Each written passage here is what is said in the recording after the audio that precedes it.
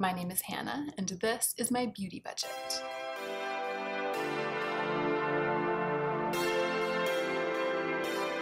It's time for another empties video, and what do you think of this top?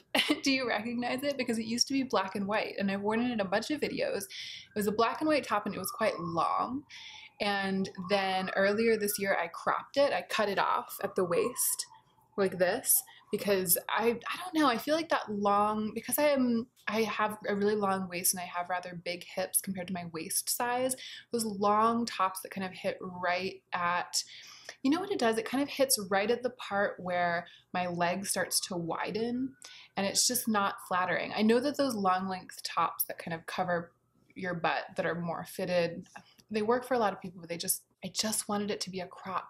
I'm so off track. I knew that I was going to tell, by the way, I'm going to tell a story about this top.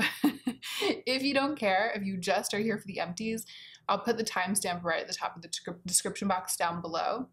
All right, that's out of the way, so I bought myself some time, and now I don't have to worry about going on tangents. I'm gonna go on like 2 tangents, and then we'll get into the meat of the video.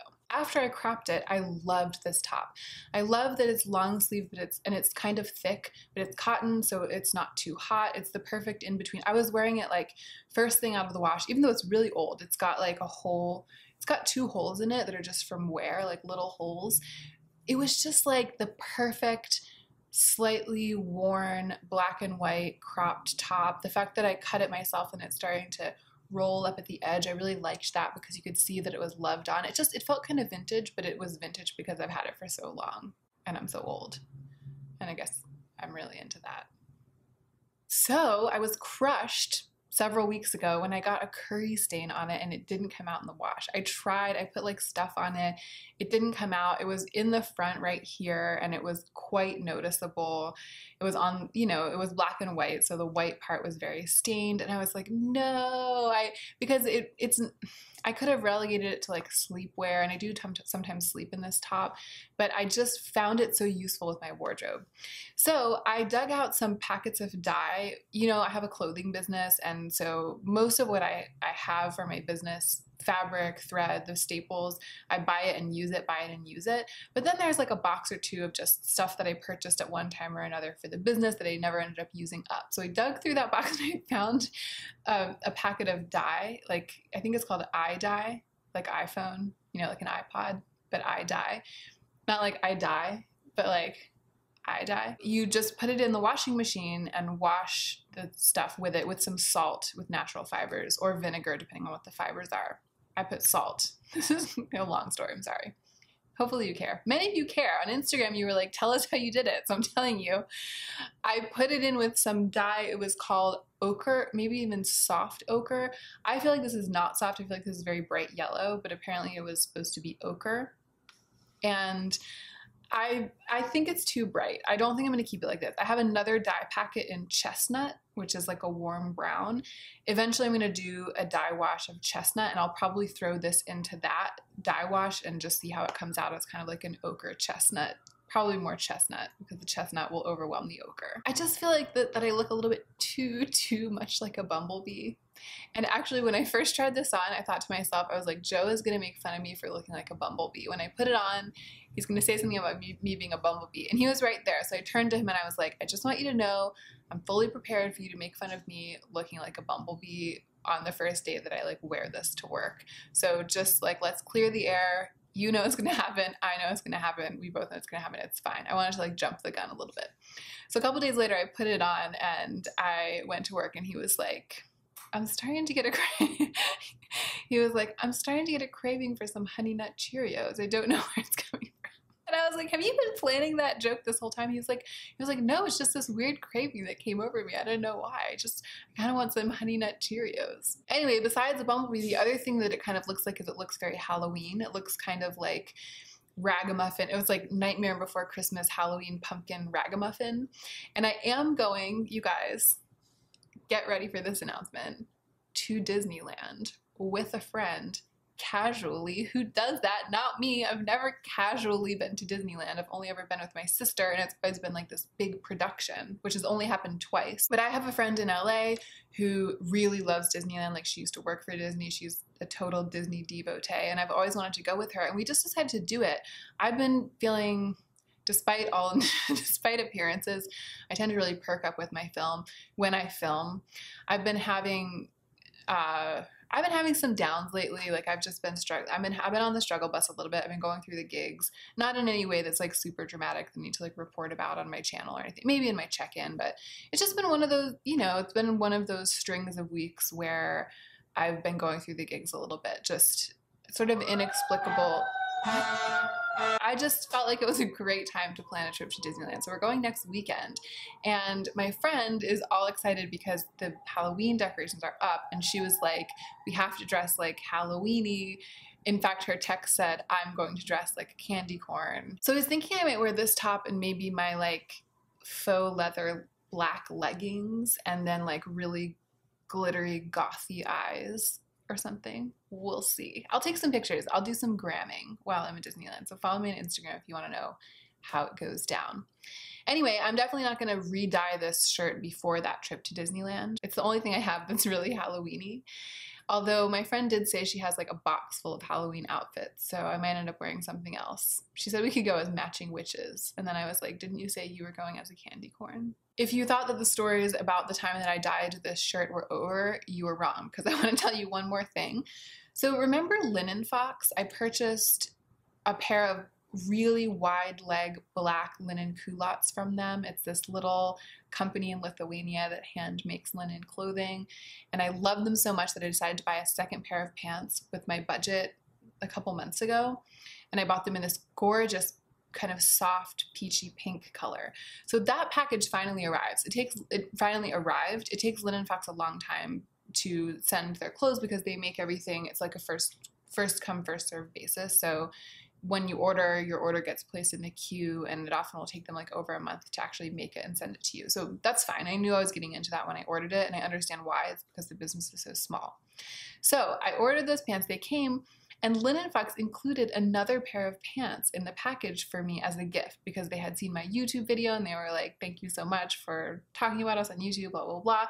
And the other pair is a slightly different, it's still sort of like a loose style and still high-waisted. I will have already put a picture up on the screen of the pair I bought. I'll put a picture up on the screen now of the pair that they sent, and you'll see that it's in the same color. So they sent me this other style, which I really, really like, but in the same color as the pair that I had ordered. So when I decided to dye this, I threw the second pair that they sent me into the dye wash with this, and it came out gorgeous. Gorgeous. The peach color slightly muted the ochre, so it's a little bit more mustard, but it's still very, very bright and rich. And the linen took the dye, of course, beautifully because it's an all-natural fiber. I'll put a picture up now on the screen of the pants, how they look now, having gone through the dye wash with this top. Oh my God, I love them. I love having these like gorgeous linen mustard pants. So that is the end. That's the whole story. All of the stories and all of their tangents that were provoked by the fact that I came on camera in this bumblebee shirt for the first time. Let us go ahead and get in to the meat of the video.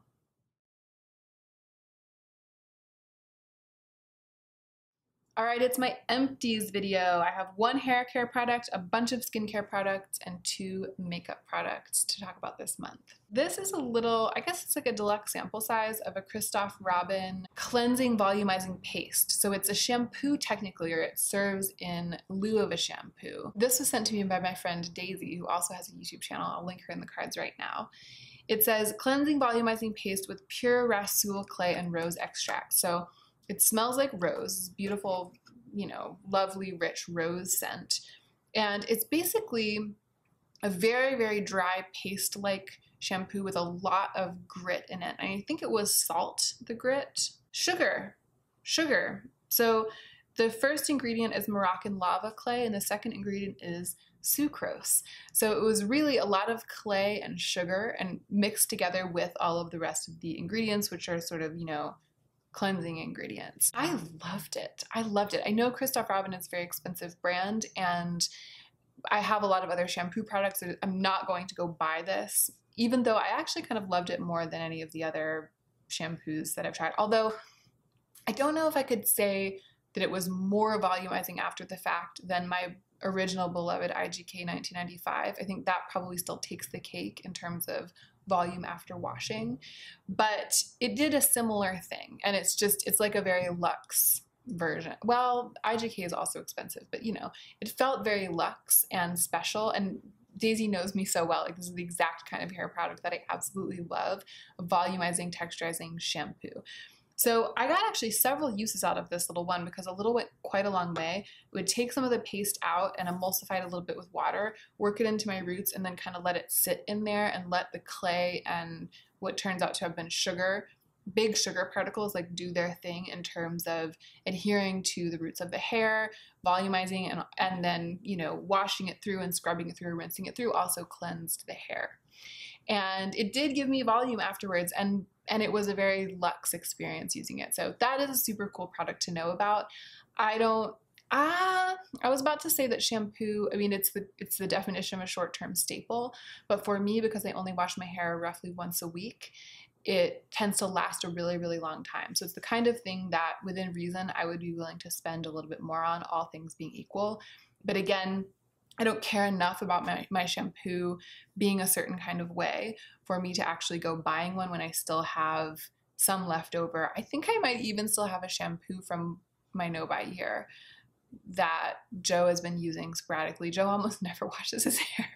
He washes his hair like every I asked him, like, when did you wash your hair last? He was like, a couple months ago. Like, he just rinses it. But it's very luxurious, healthy, dark hair, thick, luscious, like a movie star. Moving on, I finished my May Love Glow Maker. So I wanted a vitamin C serum. You know, we're talking like way back in this like ancient history on my channel. I used to use the Drunk Elephant C Firm a Day serum. I decided I wanted to have an effective vitamin C serum that wasn't that expensive because I felt like it was oxidizing and it was way too expensive for me for how long it lasted. I asked you guys, and half of you were like, Timeless, the Timeless vitamin C serum, and half of you were like, May Love, the May Love Glow Maker.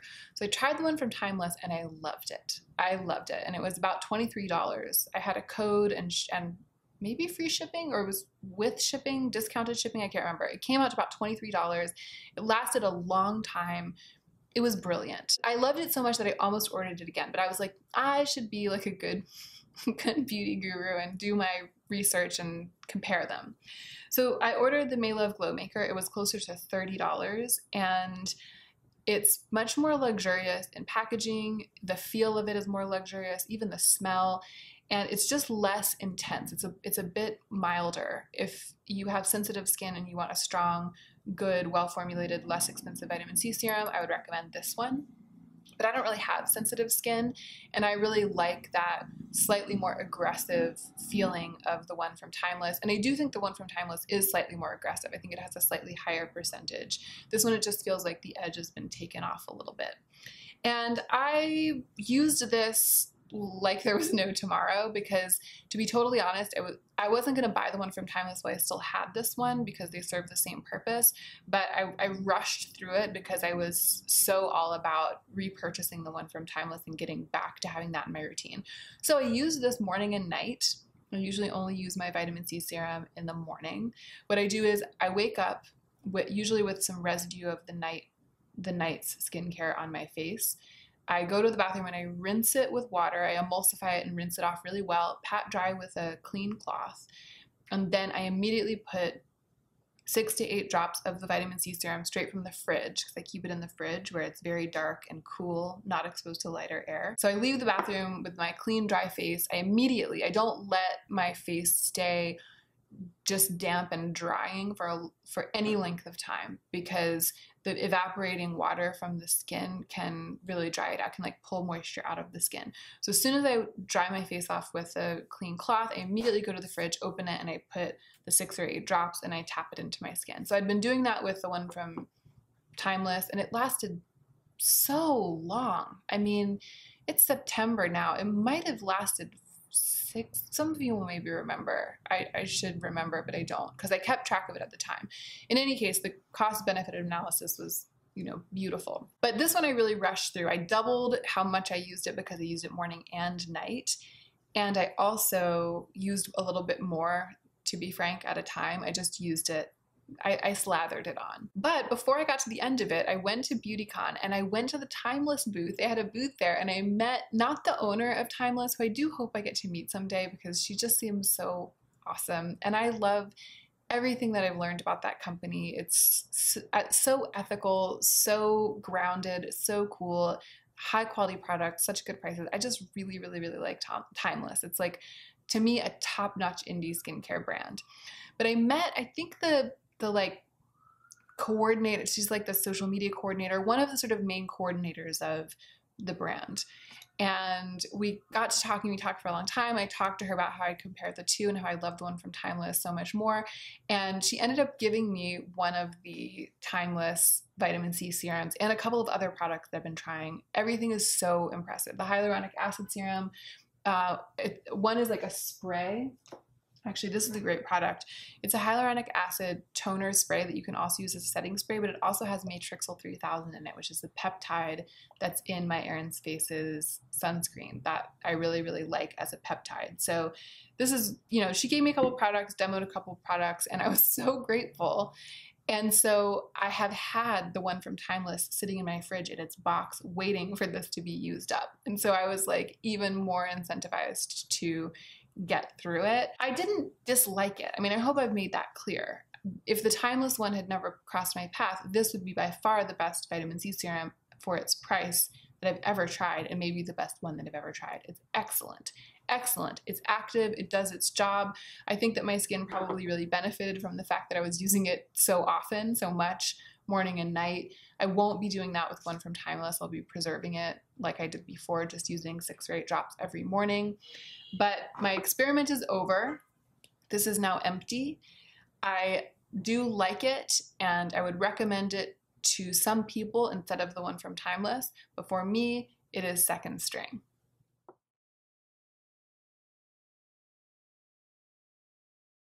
I finished this product that I got from Octoly, the Eve Lom, the iconic cleansing balm.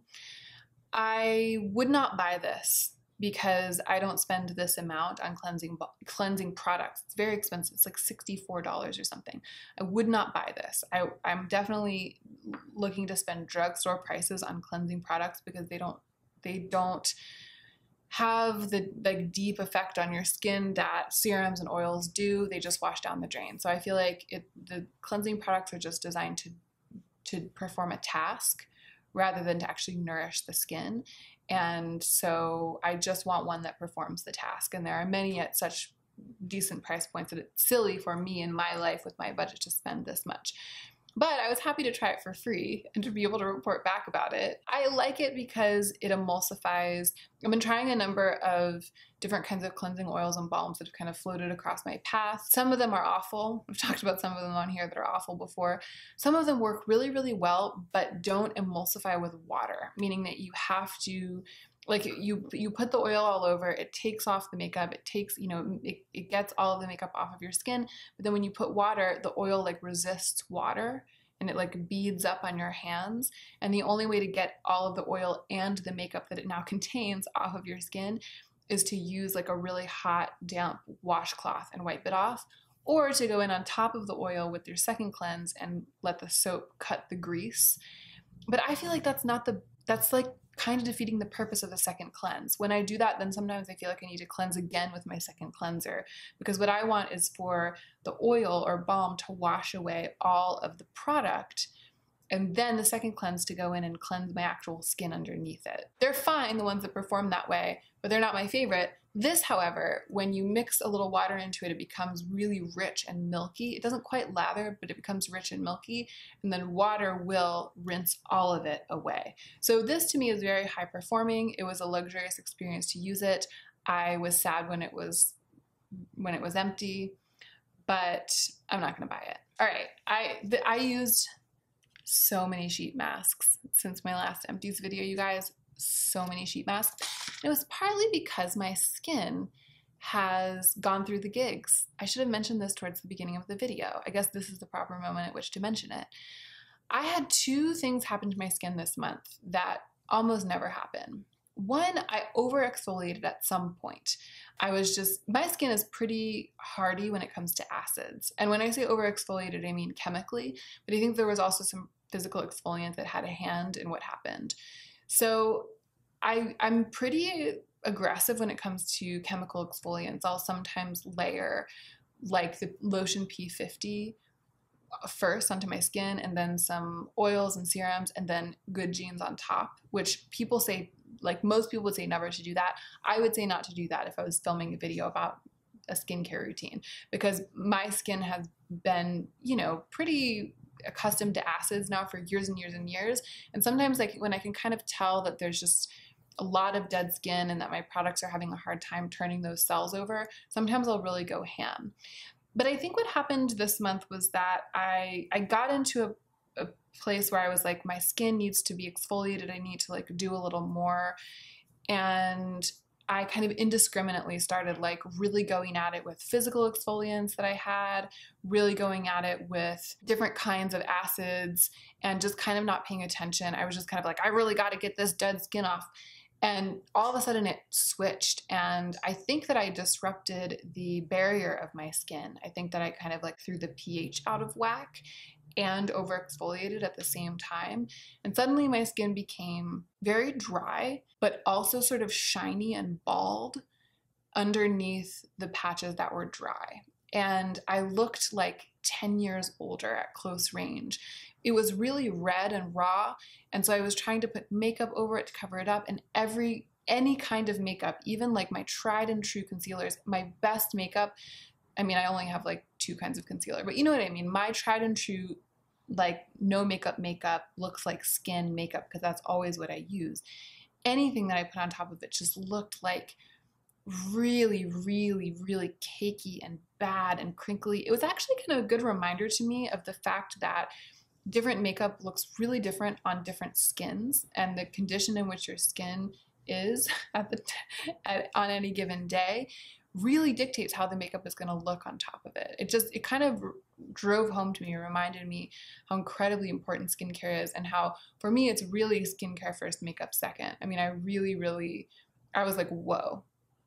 If my skin is out of whack, literally everything that I usually use looks bad. What I did was I stopped using any acids, and I started really, really babying my skin in terms of moisturizing serums. I stopped using anything harsh, and I started masking almost every evening, and sometimes twice a day. Like I would layer on a bunch of serums and oils, I would mask, and then I would take that mask off and I would let everything soak in, and then I would put on a little bit more oil and I would mask again. Like I was trying to really pack those hydrating ingredients into my skin and give it a chance to recuperate. So I'm not going to go through and review each one of these because they all performed well. This brand Sue was at BeautyCon, and they gave me a couple of masks. I like everything that I tried from them. That's pretty much it. I mean, I had this Pisces mask from the Creme shop that a friend gave me. It was very cute because it was white with like star constellations on it, that in blue. That was really cute. The only distinguishing thing I'll say about these masks is that I still love biocellulose masks more than any masks. So the Wen biocellulose masks, this was given to me at BeautyCon, that one was a really good one. And then the Sue had one biocellulose mask in the little group that they gave me. These were my favorites of all of the ones I tried. I just love, love, love biocellulose sheet masks because they stick. They really sort of suction onto your face. They're made out of like a gummy, very, very thin gummy material instead of a cotton fiber. And for me, that's important because I like being able to like walk around and do stuff and clean up and put stuff away and tidy my vanity and sit up in bed and type and read, or sit up in my chair and work. Like I just like to be able to be active. I don't want to like lie on my back while I'm masking. So I love a biocellulose mask. If you saw any up here that intrigued you and you want me to give a more thorough review, just let me know in the comment section down below. I think for me, the point is just that I like sheet masks, especially biocellulose masks. Those are the factors for me. Many sheet masks are the same as many other sheet masks to me. I don't feel like, I mean, I guess I am kind of a sheet mask connoisseur, but I don't feel like there's a huge variety in terms of efficacy, because to me they're all about sealing in what's underneath and just sealing in the moisture and letting my skin kind of stew in its own juices. The other thing that happened to my skin this month that I haven't talked about is that I got this weird patch right here that I think might have been what they call contact dermatitis. But you know what? I'm not going to talk about that in this video because I'm pretty sure I know which product caused it. And it's a product that I'm currently testing that I haven't talked about on my channel yet. When the video comes up in which I review that product, I'll talk about that. Speaking of irritated skin, as predicted, I did completely pan the madecassoside cream from EMPTIES, which was sent to me by Prachi. I love this product, and when my skin started acting up, that was when I kind of scraped the bottom of this, and then I really, really wished I had more because this is amazing for soothing irritated skin. It's the gel cream that's supposed to have a lot of the same effects as the Dr. Jart Cisapair or Tiger Grass cream, which is quite expensive, for the same size in a similar tube at Sephora. If I place an order from a website on which this is available, something like Yes Style, I might be tempted to replace this. I might get the one from EMPTIES that is sea buckthorn based because it seems like it's a bit richer, and I know that my skin loves sea buckthorn oil. I might get both because they're relatively inexpensive, and this was just a crack product for me. I kind of used it as a serum. I used it as a layering serum. It wasn't quite thick enough to be my night cream, but I used it and my skin was in great shape the entire time I was using it until I disrupted my skin barrier at the end, but that had nothing to do with this. That was me like over exfoliating with other products. So this is a really, really, really beautiful product and a great alternative, I think, to the Belif True Cream Aqua Balm or True, whatever, not the gel one, but the other one. I feel like it's kind of like in between them. It's like in between the Aqua Balm and the other one. But if you have oily skin and you love a gel cream, you're looking for a gel cream for day, I think that this is a really, really good one to know about. This is a little sample size mask that I got at BeautyCon at the Yensa booth. Yensa, I believe that Yensa is a new brand that's an offshoot of Pure Lisse. I think that that's true. I really liked this mask. It's the Pumpkin Turmeric 2-in-1 Radiance Polishing Mask, and it has a lot of sugar crystals in it. So it's like a very softly exfoliating, regular kind of, I find sugar in masks makes it gently exfoliating and very, very moisturizing because sugar is hydrophilic. It really, really packs the moisture in, and it smelled really good. It was just a really, really beautiful kind of go-to sugar mask. I don't know how much the full size of that costs. I think it's sort of a drugstore product, I'm not sure. That's the kind of thing, if I didn't have any masks and I wanted, if it's inexpensive and I want a mask, sort of a basic exfoliating sugar mask for using in the bath and kind of like just being messy with and getting it all over the place and just sort of gently nourishing my skin, I would consider, if I saw that at the drugstore, I would consider buying it as my one. I really, really, really liked that product. It's a type of product I really like, and it's a good execution of that type of product. So I'm really glad I got that little sample size. I'm going to keep that Yensa Pumpkin and Turmeric mask on my radar. I don't feel like I need something like that right now, but I'm going to keep it on my radar. These are the two makeup products. Well, this is kind of makeup and it's kind of skincare. It's the Bite Agave Lip Mask that I kind of forgot that I had. It was lost for a really long time. It wasn't in my lip product declutter because it wasn't like to hand. I kind of knew that it was somewhere, but I didn't quite know where. And then I kind of found it in my vanity. Then I went to use it and it smelled like a tiny bit funny. And then I thought back to how old this must be. Like I calculated how old it is, and it says right on here 24 months. So it's good for 2 years. It's probably 3 years old. Like I was an early adopter. I love this product. I love this lip mask. I was sorry that it was so elusive to me recently, that it was lost, but it turns out that it's been bad, that it probably went bad months ago. So I just tossed it in my empties because I did want to mention that I am a person who has used this. I really like it. I don't think I would, I'm not obsessed with it enough to like buy it again now with my new way of thinking about money, because even though it is the best one I've ever used, the best overnight lip mask that I've ever used, I even like it better than the one from Laneige. I really, really, really like that Bite one. I have chapstick type things floating around and I can just use them. Like, it's not that serious. So I don't need to run out and get this. It's the kind of thing that I might like put on my Christmas wish list, because it's, even though it's, you know, not like a giant palette or something, it's like a luxury that I wouldn't buy for myself at this point. So it's the kind of thing that would be nice to receive as a gift, but I might just forget about it after I film this. It might just kind of be completely over for me and this product, just because it's quite pricey. If I didn't have any lip treatments at all and my lips are really, really dry and I had budget, I might pick it, like I might invest in it. I'm just not sure that that day is gonna come. I think I might end up, you know, using more basic things from here on out. I don't know.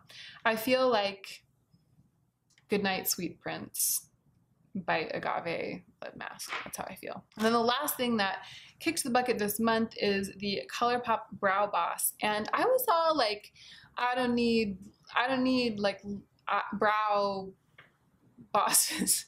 No, I don't need brow pencils really anymore. I'm like dyeing my brows and using soap brows and they almost always look amazing and I never need to fill them in, blah, blah, blah. And then I kind of went through a period last month where I was like, oh my God, I need to fill them in all the time. It's like the dye was wearing out quicker, has been wearing out quicker. My eyebrows were getting a little bit dry and I was itching at them a little and I feel like I might have lost some hairs. They're not dry anymore. I think they were just, it was like during that time when my skin was kind of acting up. So I just feel like I suddenly am like really dependent on eyebrow pencils.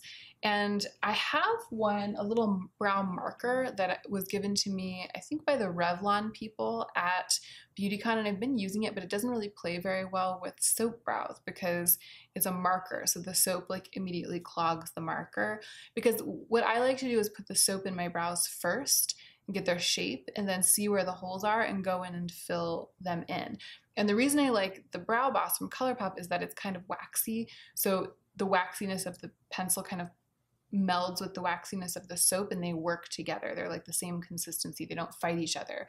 But it's not really the thing to have soap in your brows and then to go over that with like a felt tip marker, because it just immediately clogs it up. It doesn't draw, like the marker doesn't draw on top of soap. So I've been trying, but it's just not elegant. It's not really working. I only have a tiny bit of budget left this month. I only have $30. And I can't bring myself to spend it on a replacement like this because I'm still kind of thinking that I might buy the Natasha Denona Gold palette. I might not do it. The jury's still out. I think maybe when I go to Disneyland with my friend, we'll go to the Sephora in downtown Disney, and if they have it, I might get it. I don't know. I'll decide when I see it in store and swatch it. I'm not going to buy it sight unseen. That's just to say that I'm living without a replacement brow pencil for the whole rest of September, in the event that I decide to spend that last $30 on that little palette. And it's fine. I keep being cavalier about my relationship with this ColourPop pencil until I run out of it. And then I'm like, oh my God, I was depending on that thing. I really need another one. But then I don't want to place a ColourPop order. I don't want to spend the money. I don't want to buy backups. I'm just really angsty over here about my brow situation. But it's not the end of the world. Even if my brows look patchy, nobody cares except like the few of you haters out there who like to leave mean comments about my brows, because we just have different styles, okay? This is how I like them. That is it. Did I finish saying what I was saying about my brows? What I was saying is that it's okay if they're not perfect. A scandalo, it's okay. And those are all my empties. I think we're done. Thank you so much for watching this empties video with an extremely long preface and me looking like a bumblebee. I hope that you enjoyed it, and I hope that you are remembering to take extra good care of yourself this week so that you can be the most effective version of yourself as you do your work in the world.